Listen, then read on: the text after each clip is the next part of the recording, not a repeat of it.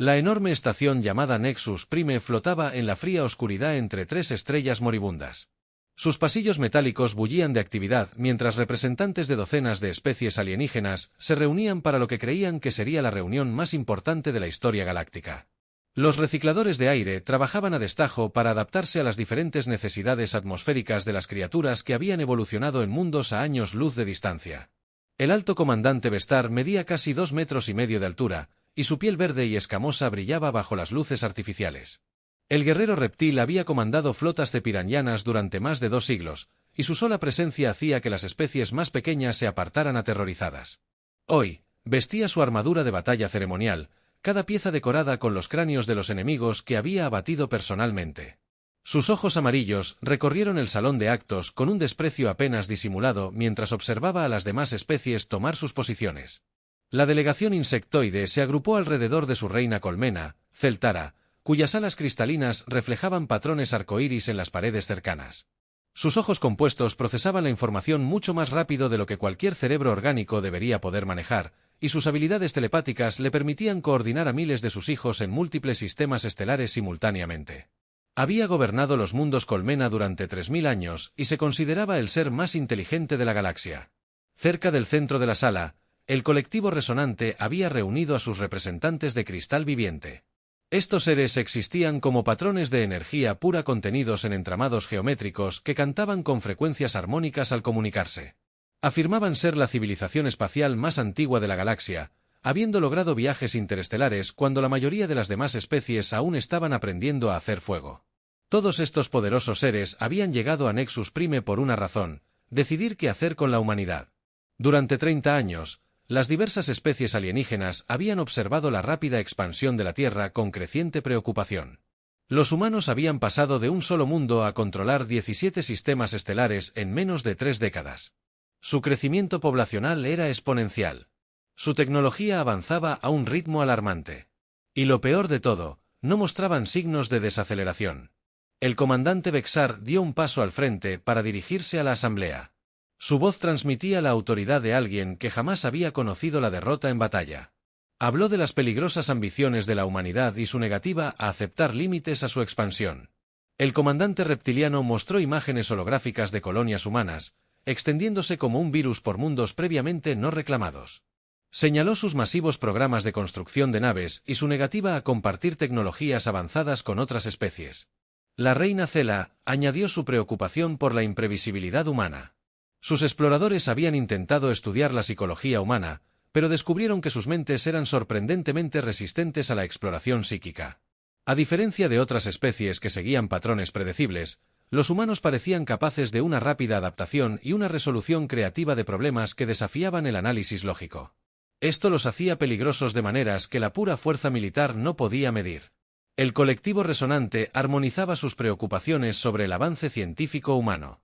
En tan solo 30 años, los humanos habían desarrollado comunicaciones más rápidas que la luz, inteligencia artificial avanzada y armas de energía que rivalizaban con tecnologías que a otras especies les había llevado milenios perfeccionar. Les preocupaba que el progreso humano descontrolado acabara amenazando el equilibrio tecnológico que había mantenido estable la galaxia durante miles de años. Mientras tanto, a miles de millones de kilómetros de Nexus Prime, el capitán Jake Murphy se encontraba en el puente de la nave de exploración US Geraisen mientras realizaba reconocimientos rutinarios cerca de los territorios del borde exterior. Jake era un veterano curtido del primer contacto de la humanidad con civilizaciones alienígenas. Y había aprendido a interpretar las sutiles señales de la política interestelar. La creciente frecuencia de naves de patrulla alienígenas en espacio neutral le indicó que algo grande se estaba gestando. La oficial de comunicaciones se irguió repentinamente en su puesto. La teniente Kate Phillips había estado monitoreando transmisiones de largo alcance cuando detectó un mensaje codificado dirigido específicamente a su nave. El cifrado era el protocolo diplomático galáctico estándar, lo que significaba que se trataba de una comunicación oficial del Consejo Galáctico. Jake aceptó personalmente la transmisión, y su expresión se tornó sombría al leer el contenido. El mensaje estaba redactado con cortesía, pero su significado era inconfundible. La humanidad estaba siendo convocada a responder por sus agresivas políticas de expansión y su peligroso desarrollo militar. Les habían dado 72 horas para enviar un representante a Nexus Prime, para lo que el Consejo llamó una discusión diplomática. Jake había luchado en suficientes guerras como para reconocer un ultimátum cuando lo veía. A los alienígenas no les interesaba la diplomacia.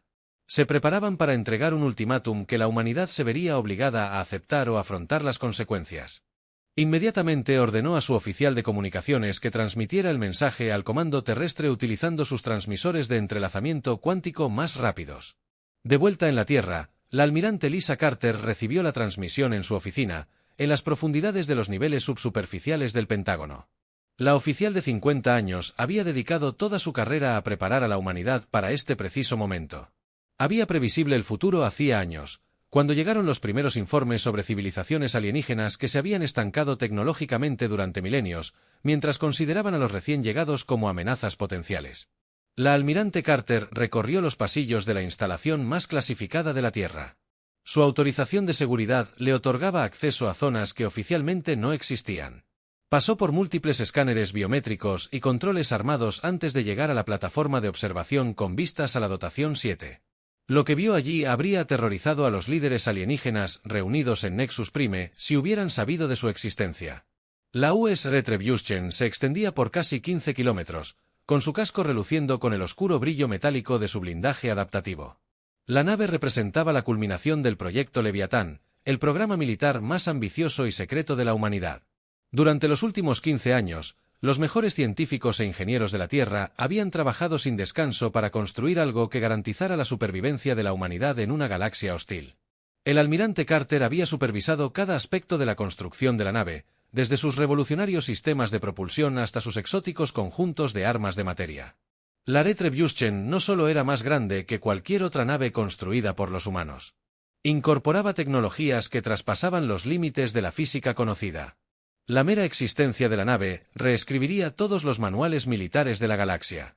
Cuando la noticia del ultimátum del Consejo llegó a los líderes de la Tierra, el almirante Carter tomó la decisión que cambiaría el curso de la historia galáctica.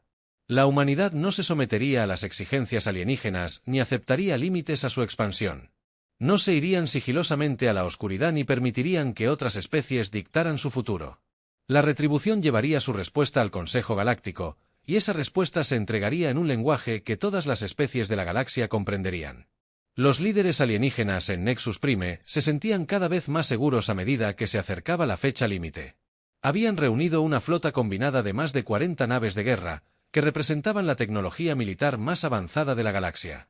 El comandante Vexar se jactaba de que sus bionaves por sí solas podían reducir las ciudades de la Tierra a vidrio fundido.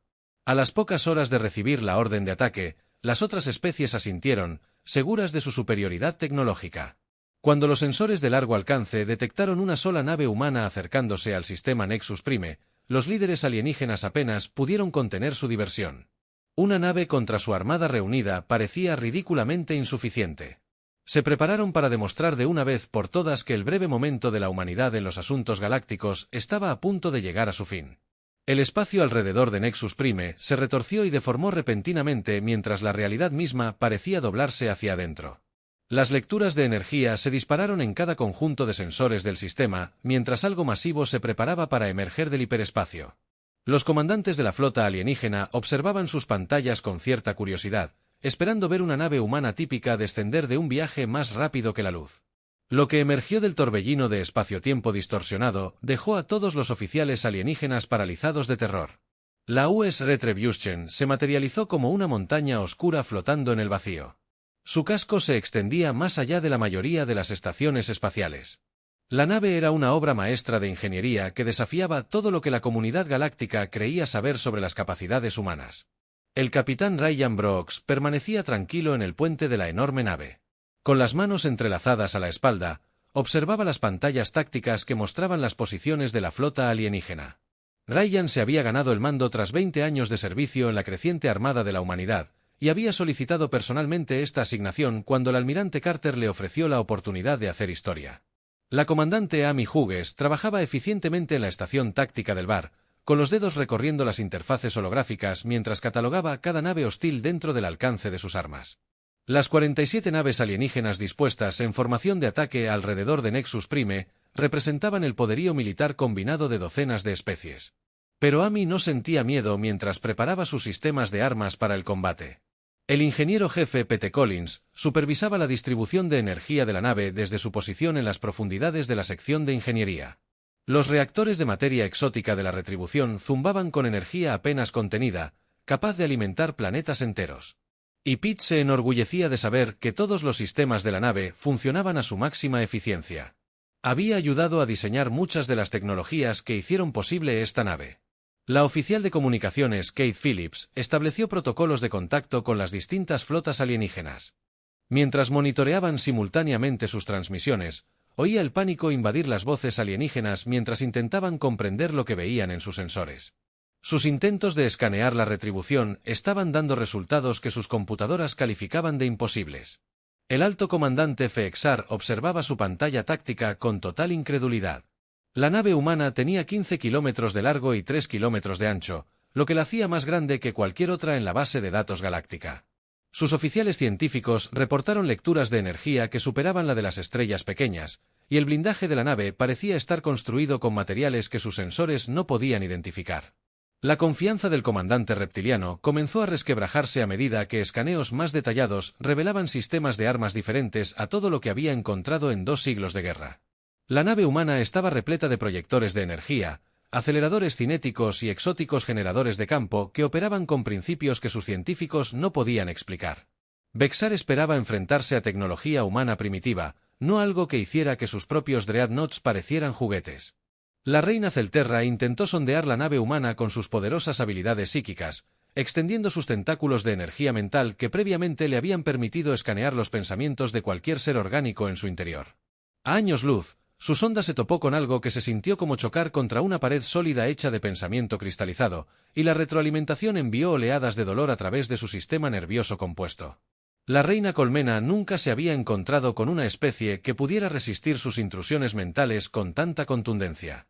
La nave humana parecía existir dentro de un campo psíquico nulo que no solo bloqueaba sus habilidades, sino que las reflejaba activamente hacia ella. Por primera vez en 3000 años, Celter sintió un miedo genuino a otra inteligencia. El colectivo resonante intentó su propio análisis de la nave humana, enviando frecuencias armónicas diseñadas para revelar la estructura cristalina de cualquier objeto fabricado. Sus ondas sónicas descubrieron que los humanos, de alguna manera, habían aprendido a convertir el entrelazamiento cuántico en arma a gran escala, creando tecnologías que existían en múltiples dimensiones simultáneamente. Los patrones de energía que fluían a través de la nave humana creaban distorsiones armónicas que resultaban difíciles de observar para los seres resonantes. Se dieron cuenta, con creciente horror, de que la humanidad no solo había igualado sus logros de ingeniería cristalina, sino que los había superado por órdenes de magnitud. El canto de la nave humana era diferente a todo lo que habían escuchado jamás. El capitán Brooks abrió un canal de comunicación con la flota alienígena. Su voz se transmitía con claridad a través del espacio a todas las naves del sistema. Se identificó como el oficial al mando de la Retribución de la UES y declaró que estaba allí para responder al ultimátum del Consejo Galáctico. Su tono se mantuvo tranquilo y profesional, como si estuviera discutiendo negociaciones comerciales rutinarias en lugar de enfrentarse a la armada alienígena más grande jamás reunida. El capitán informó a los líderes alienígenas que la humanidad rechazaba sus demandas de concesiones territoriales y restricciones tecnológicas. Explicó que la Tierra continuaría su expansión hacia sistemas no reclamados y no se sometería a autoridades externas en lo que respecta a los asuntos humanos internos. Brooks dejó claro que la humanidad estaba preparada para defender estas posiciones con cualquier fuerza que fuera necesaria. El comandante Bexar respondió con amenazas y bravuconería, advirtiendo que la flota alienígena combinada poseía suficiente potencia de fuego para esterilizar mundos enteros. Exigió que los humanos se rindieran de inmediato o se enfrentarían a las consecuencias de desafiar el orden galáctico establecido. El guerrero reptil esperaba que sus tácticas de intimidación funcionaran como lo habían hecho contra innumerables otras especies. El capitán Brooks escuchó pacientemente las amenazas del comandante alienígena antes de explicar con calma que la humanidad había venido a dar su propio ultimátum. Informó a las flotas alienígenas reunidas que tenían exactamente 1 hora para retirarse del espacio humano y abandonar cualquier reclamación sobre los sistemas que la Tierra había designado para colonizar. Después de ese plazo, cualquier nave alienígena que se encontrara en territorio terrestre sería considerada hostil. Los líderes alienígenas estallaron de indignación ante esta muestra sin precedentes de arrogancia humana. Habían reunido la fuerza militar más poderosa de la historia galáctica, y ahora estos humanos advenedizos exigían su retirada. La reina Celtara gritó su descontento a través de múltiples frecuencias telepáticas, mientras el colectivo resonante generaba armónicos discordantes que expresaban su indignación. Pero bajo su ira, el miedo seguía creciendo mientras los alienígenas estudiaban la nave imposible que flotaba ante ellos. Cada nueva lectura de los sensores revelaba tecnologías que no deberían existir, niveles de potencia que desafiaban la física y capacidades defensivas que hacían que sus propias armas parecieran primitivas.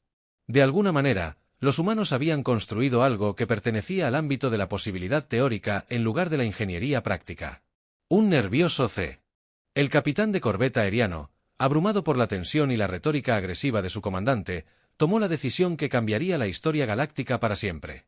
Sin esperar órdenes, disparó una ráfaga completa de torpedos de plasma contra la nave humana.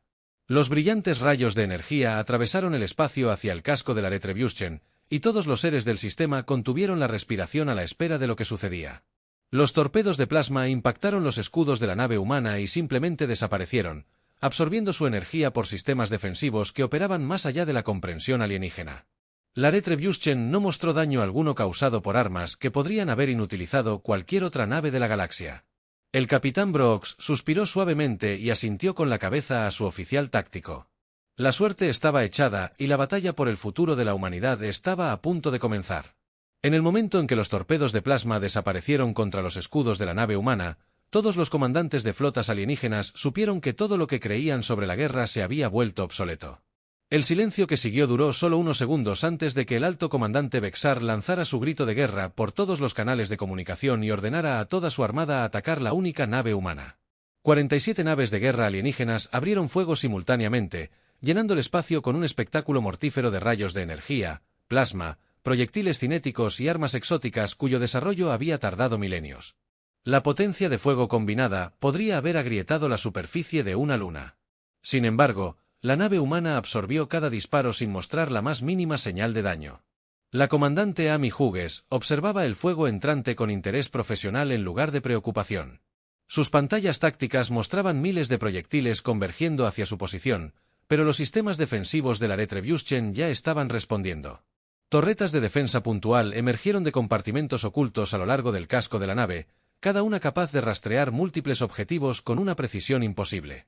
Corrientes de partículas aceleradas salieron disparadas de la nave humana, interceptando misiles y proyectiles de energía con precisión quirúrgica.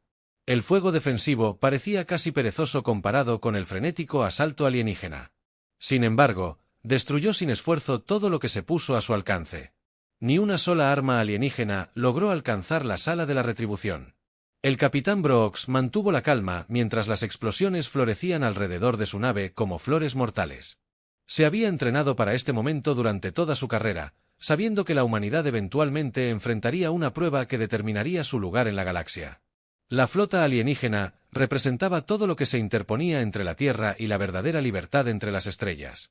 El ingeniero jefe Pete Collins supervisaba los sistemas de energía de la nave mientras canalizaban energía a través de conductos diseñados para manejar fuerzas capaces de desintegrar la materia normal.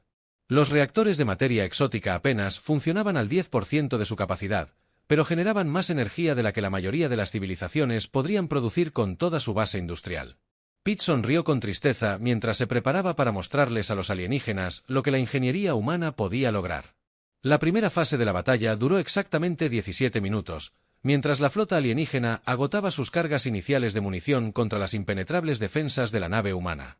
La reina Celter ordenó a sus bionaves que avanzaran. Enormes criaturas vivientes criadas para la guerra durante miles de generaciones. Estos organismos podían regenerar el daño en tiempo real y adaptar sus defensas para contrarrestar cualquier arma que encontraran. Las bionaves eran realmente aterradoras. Parecían una mezcla entre ballenas y buques de guerra, con sus cascos orgánicos pulsando con patrones bioluminiscentes que indicaban sus estados emocionales. Nunca habían sido derrotadas en batalla porque podían desarrollar contramedidas para cualquier ataque en cuestión de minutos tras recibir daño. El comandante Hughes observó con interés las bionaves que se acercaban antes de activar una de las retribuciones, sistemas de armas más exóticos. Unos tubos de lanzamiento se abrieron a lo largo de los flancos de la nave y liberaron nubes de lo que parecía ser polvo metálico al espacio. Al principio, los alienígenas descartaron estas nubes como una especie de paja destinada a confundir sus sistemas de puntería. Se equivocaban. El polvo metálico consistía en miles de millones de máquinas a escala nanométrica, cada una programada con una misión sencilla: consumir materia orgánica y replicarse. Las nubes de nanitos flotaban hacia las bionaves como niebla brillante. Y cuando hicieron contacto, los resultados fueron espectaculares y aterradores. Los biochips comenzaron a disolverse de afuera hacia adentro a medida que los nanitos consumían su tejido vivo y lo convertían en más nanitos. Las habilidades adaptativas de las criaturas les jugaron en contra mientras intentaban desarrollar defensas contra las máquinas que existían a nivel molecular. En cuestión de minutos, las armas más temidas del arsenal zapiriano se habían reducido a nubes de partículas metálicas. El alto comandante Bexar observó con creciente horror cómo morían sus biohips. Estas criaturas habían sido sus armas definitivas, capaces de curarse de cualquier daño y aprender en cada batalla. Sin embargo, los humanos los habían destruido con algo que volvió su propia biología en su contra. Se dio cuenta de que su enemigo luchaba con tecnologías que existían mucho más allá de lo que su civilización hubiera imaginado posible. El colectivo resonante decidió demostrar su capacidad más poderosa, sincronizando sus frecuencias armónicas a través de múltiples naves para generar un pulso cuántico capaz de romper los enlaces moleculares de cualquier objetivo. Habían usado esta arma para destruir campos de asteroides enteros, reduciendo la materia sólida a sus átomos mediante pura energía vibratoria. El pulso cuántico golpeó a la Retrebution con la fuerza suficiente para destrozar planetas. Sin embargo, en lugar de ser destruida, la nave humana pareció absorber la energía y convertirla en algo útil. El casco de la nave se volvió más brillante a medida que los sistemas de procesamiento cuántico de toda la nave canalizaban la energía entrante hacia su red eléctrica. El capitán Brooks autorizó a su oficial de armas a demostrar la respuesta de la humanidad al ataque alienígena. El comandante Hughes activó el armamento principal de la nave, enormes cañones de riel que recorrían todo el casco. Estas armas aceleraban los proyectiles a fracciones significativas de la velocidad de la luz mediante campos magnéticos que podían ajustarse para adaptarse a diferentes tipos de munición. La primera salva consistió en barras de tungsteno sólido, cada una de varias toneladas de peso y con la velocidad suficiente para atravesar el núcleo de un pequeño planeta. Los proyectiles atravesaron el espacio entre la nave humana y sus objetivos en microsegundos, impactando simultáneamente a 3 destructores zapirianos. La liberación de energía cinética superó cualquier capacidad que los escudos alienígenas pudieran absorber. Los destructores simplemente dejaron de existir, con su materia convertida en plasma por el impacto. Las barras de tungsteno continuaron atravesando sus objetivos e impactaron los escudos de las naves situadas a kilómetros de distancia, sobrecargando los sistemas defensivos diseñados para detener las armas de energía. La reina Celera gritó a través de frecuencias telepáticas mientras veía desaparecer a sus naves de escolta en destellos de gas sobrecalentado. Su mente colmena se tambaleó por el impacto psíquico de perder a tantos hijos tan rápidamente. Nunca había experimentado una derrota a esta escala, y sus defensas mentales comenzaron a resquebrajarse bajo la tensión. El colectivo resonante intentó analizar los proyectiles humanos, pero descubrió que sus sensores apenas podían rastrear objetos que se movían a velocidades tan increíbles. Se dieron cuenta de que, de alguna manera, los humanos habían aprendido a manipular la energía cinética con la misma precisión que otras especies usaban para controlar la luz o el sonido. Se pusieron en funcionamiento más armas humanas. Mientras la batalla continuaba, los proyectores de haces de partículas disparaban corrientes de antimateria que aniquilaban todo lo que tocaban. Los generadores de ondas gravitacionales creaban distorsiones localizadas en el espacio-tiempo que aplastaban las naves alienígenas como latas vacías. Los dispositivos de succión de energía drenaban la energía de las naves enemigas y la devolvían a la retribución. Cada nuevo sistema de armas revelaba tecnologías que pertenecían más a los libros de texto de física teórica que a los campos de batalla reales. Los alienígenas se encontraron luchando contra un enemigo que, de alguna manera, había aprendido a convertir en armas las fuerzas fundamentales del propio universo. Sus naves de guerra más avanzadas estaban siendo desmanteladas sistemáticamente por una ciencia que no podían comprender. A las 2 horas del primer disparo, la flota alienígena combinada yacía en ruinas alrededor de Nexus Prime. Los campos de escombros marcaban las posiciones donde alguna vez flotaron poderosos dreadnoughts, y las balizas de emergencia transmitían llamadas de socorro de los pocos supervivientes. La Retribution flotaba sobre el campo de batalla como un ángel oscuro de la muerte, con sus armas apuntando a la estación espacial donde los líderes alienígenas esperaban aterrorizados. El capitán Brooks abrió un canal de comunicación con la estación y preguntó con calma si el Consejo Galáctico estaba listo para discutir nuevos términos para el lugar de la humanidad en la galaxia. Las cámaras del Consejo de Nexus Prime nunca se habían sentido tan pequeñas y frágiles como después de la batalla. Los líderes alienígenas supervivientes se apiñaron alrededor de su mesa de conferencias, con toda su visión del mundo destrozada por lo que habían presenciado a través de las ventanas de observación de la estación. El campo de escombros que una vez fue su poderosa armada, pasó a la deriva como un cementerio de sueños rotos y orgullo destrozado. El alto comandante Bexar permanecía desplomado en su silla. Su armadura ceremonial parecía ahora un disfraz infantil en lugar del símbolo de poderío militar que había sido apenas unas horas antes. El guerrero reptil que se jactaba de reducir a cenizas las ciudades de la Tierra, ahora temblaba mientras observaba las lecturas de sus pocas naves supervivientes. Sus armas biológicas habían desaparecido, sus dreadnoughts destruidos, y su reputación de comandante invencible estaba en ruinas. Los ojos compuestos de la reina celtera parpadeaban con patrones inestables mientras su mente colmena luchaba por procesar el trauma de perder a tantos niños tan rápidamente. La retroalimentación telepática de sus muertes había dañado las vías neuronales que habían permanecido inalteradas durante milenios. A sus alas, antaño motivo de orgullo que reflejaban la luz del arco iris, ahora colgaban flácidas e incoloras mientras sus defensas mentales seguían desmoronándose. El colectivo resonante se había quedado en silencio. Sus frecuencias armónicas se redujeron a susurros discordantes mientras intentaban comprender tecnologías que operaban más allá de su comprensión de la física. Estos seres que afirmaban ser la civilización más antigua y sabia de la galaxia ahora, se daban cuenta de que eran niños jugando con juguetes comparados con lo que la humanidad había logrado. Una distorsión brillante apareció en el centro de la cámara. A medida que avanzaban, los proyectores holográficos crearon una imagen tridimensional perfecta del capitán Ryan Brooks. El oficial humano se materializó como si estuviera de pie en la habitación, su imagen parpadeando con una energía apenas contenida que hizo que los alienígenas retrocedieran instintivamente. Incluso como proyección, su presencia inspiraba respeto y temor. El capitán Brooke observó a los líderes alienígenas reunidos con serena profesionalidad, notando su evidente conmoción y terror sin ninguna satisfacción visible. No había venido a regodearse por su derrota, sino a establecer la nueva realidad que regiría las relaciones entre la humanidad y el resto de la galaxia. El tiempo de juegos y amenazas había pasado, reemplazado por un pragmatismo frío y hechos innegables. El capitán comenzó su explicación, revelando la verdad que los líderes alienígenas nunca habían sospechado. La humanidad no había desarrollado sus tecnologías imposibles mediante avances graduales ni descubrimientos fortuitos.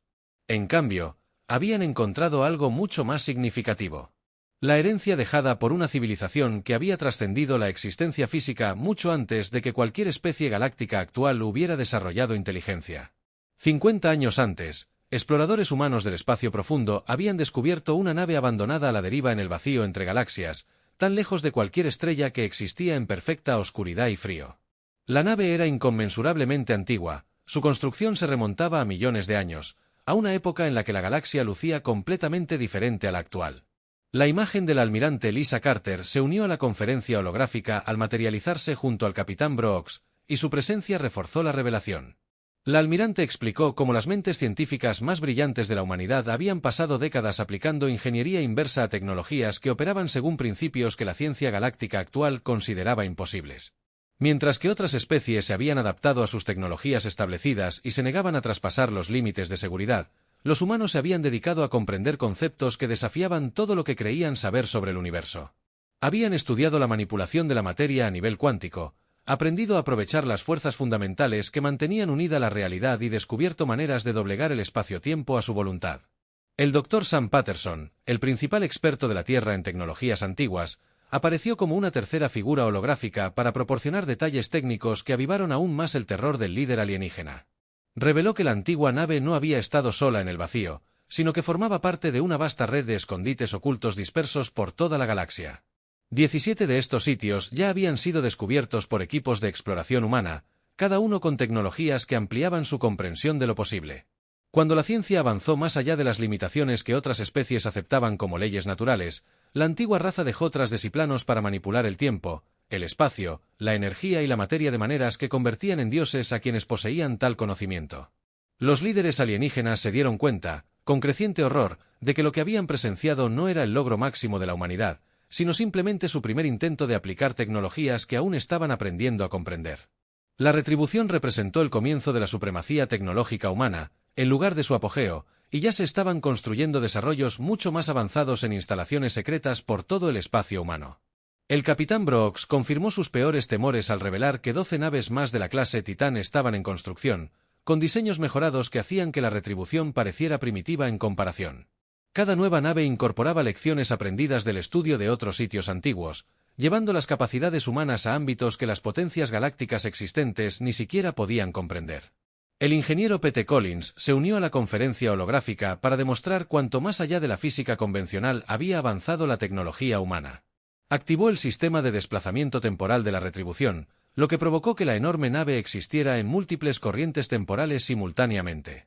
Durante varios minutos aterradores, los líderes alienígenas pudieron ver docenas de futuros posibles parpadeando ante sus ojos como imágenes fantasmales. En algunas líneas temporales, naves humanas patrullaban todos los sistemas estelares de la galaxia, mientras que las especies alienígenas servían como socios menores en el imperio cósmico de la humanidad. En otras, vastas flotas humanas. Las flotas partieron hacia otras galaxias, dejando atrás sistemas automatizados para gobernar los territorios que habían conquistado. Todos los futuros posibles mostraban el mismo resultado, el dominio humano absoluto sobre la civilización galáctica. La demostración terminó con el regreso de la nave al espacio normal. Pero su mensaje se había transmitido con una claridad devastadora. La humanidad poseía tecnologías que les permitían manipular el tiempo mismo, haciendo que su victoria no solo fuera inevitable, sino ya consumada desde su perspectiva. Los alienígenas luchaban contra un enemigo que literalmente podía ver el futuro y ajustar sus estrategias en consecuencia. La reina Celterra intentó hablar, con la voz entrecortada por la estática psíquica, mientras su mente dañada luchaba por formar pensamientos coherentes. Quería saber por qué la humanidad había elegido este camino de conquista en lugar de la cooperación pacífica con las potencias galácticas existentes. Su pregunta reveló cuán completamente había malinterpretado lo que los humanos estaban haciendo realmente. El almirante Carter explicó que esto no era una conquista en el sentido tradicional, sino la evolución natural de la civilización galáctica bajo una nueva administración.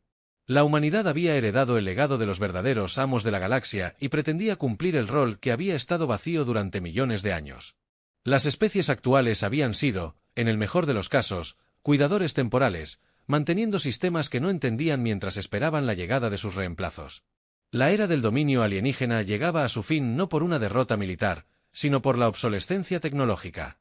Los poderes establecidos podían optar por aceptar su nuevo lugar en el orden cósmico o ser barridos por fuerzas que no podían comprender ni resistir. El capitán Brooks dejó claro que la humanidad prefería la cooperación, pero no dudaría en imponer su voluntad si otras especies optaban por el camino de la resistencia feudal. Las figuras holográficas se desvanecieron, dejando a los líderes alienígenas solos con el terrible conocimiento de lo que ahora enfrentaban. Fuera de las ventanas de la estación, la retribución continuó su paciente órbita, esperando su respuesta. El silencio en las cámaras del Consejo se prolongó durante lo que parecieron horas mientras los líderes alienígenas luchaban por aceptar la nueva realidad que se les había impuesto. El alto comandante Bexar fue el primero en romperlo. Su orgulloso espíritu guerrero finalmente se quebró bajo el peso de la derrota total. El comandante reptil, que había aterrorizado incontables mundos, se levantó lenta y formalmente, rindiendo toda su fuerza militar a la autoridad humana.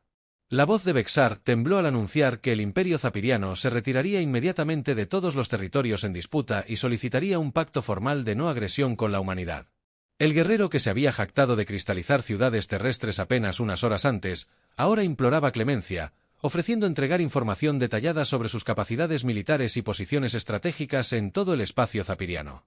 La rendición de la reina Celtara no se produjo con palabras, sino mediante el colapso total de su estructura mental de colmena. El trauma psíquico de encontrarse con seres que podían resistir su dominio mental había destrozado las redes neuronales que habían mantenido unido a su imperio durante 3000 años. A lo largo de docenas de sistemas estelares, los grupos de colmenas individuales comenzaron a afirmar su independencia a medida que la autoridad absoluta de la reina se desmoronaba. La gobernante insectoide apenas podía hablar mientras disolvía formalmente la alianza militar contra la humanidad y ofrecía compartir toda la investigación de la mente colmena a cambio de protección contra el caos que ya se extendía por sus territorios. Sus ojos compuestos parpadeaban con patrones inestables al comprender que toda su civilización tendría que ser reconstruida desde cero. El colectivo resonante mantuvo su dignidad durante más tiempo que los demás.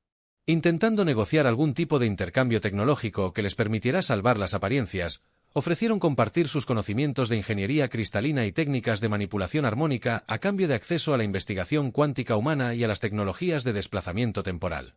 El capitán Brooks declinó cortésmente su oferta, explicando que la humanidad ya había superado los logros resonantes en ingeniería cristalina en varios órdenes de magnitud.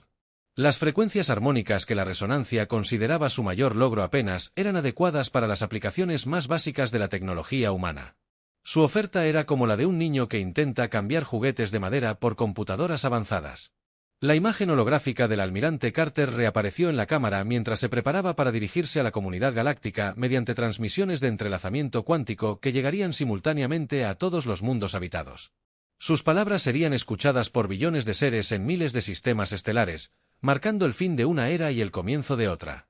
La almirante anunció el establecimiento del Protectorado Terrano, una región del espacio que operaría bajo el gobierno y la protección humanos. Cualquier colonia o asentamiento alienígena. Los que se negaran a permanecer en este territorio podrían permanecer si aceptaban la ley humana y contribuían a los esfuerzos de expansión de la humanidad. Quienes se negaran serían reubicados en zonas fuera de los límites del protectorado de la IRI. Más importante aún, el almirante Carter reveló la visión a largo plazo de la humanidad para la civilización galáctica. La exploración sistemática de yacimientos antiguos a lo largo de la galaxia continuaría, y cada descubrimiento aumentaría las capacidades tecnológicas de la humanidad. El desarrollo de tecnologías más allá de la imaginación actual se aceleraría a medida que se desvelaran más secretos del legado de la raza trascendida. Con el tiempo, la expansión humana se extendería más allá del límite galáctico a otras galaxias, llevando la llama de la inteligencia y el progreso a regiones cósmicas que nunca habían conocido el contacto de la civilización avanzada. Esto no fue una simple conquista, sino una evolución a una escala que eclipsó todo lo que las potencias galácticas actuales habían intentado jamás. Se invitó a otras especies a unirse a la humanidad como socios menores en este viaje cósmico, aportando sus perspectivas y capacidades únicas al gran proyecto humano. Aquellos que demostraran ser valiosos aliados recibirían una autonomía significativa dentro de la estructura del protectorado. Aquellos que optaran por la resistencia quedarían rezagados a medida que la humanidad superara su capacidad de interferencia. La capitana Brooks supervisó el establecimiento de la primera embajada terrestre en Nexus Prime mientras los administradores humanos iniciaban el proceso de integración de la estación en su creciente esfera de influencia. La oficial de comunicaciones Kate Phillips coordinó con los gobernadores humanos recién nombrados mientras se preparaban para asumir el control de posiciones estratégicas clave en lo que una vez fue espacio neutral. La transformación fue rápida y eficiente, lo que refleja la cuidadosa planificación invertida. Naves humanas comenzaron a llegar a Nexus Prime en cuestión de horas, trayendo suministros, personal y el equipo avanzado necesario para establecer una presencia administrativa permanente. Los alienígenas observaron en silencio atónito cómo su antigua sede del poder se convertía en un simple puesto de avanzada humano. En todo el espacio humano, los astilleros trabajaban sin descanso construyendo la nueva generación de naves titanas. Cada nueva nave representaba no solo el poderío militar, sino la determinación de la humanidad de reclamar su herencia como legítimos sucesores de la galaxia. Las tecnologías incorporadas a estas naves trascendieron aún más los límites de la física conocida. Los gobiernos alienígenas lucharon por adaptarse a sus nuevas circunstancias mientras el pánico se extendía por sus territorios. Algunas especies aceptaron lo inevitable y comenzaron a negociar términos de cooperación con las autoridades humanas. Otras se retiraron a sistemas estelares remotos, con la esperanza de evitar la atención humana hasta que pudieran desarrollar alguna forma de resistencia efectiva. Los comandantes militares de todo el espacio extraterrestre se encontraron ante decisiones imposibles mientras sus propios gobiernos colapsaban o se rendían.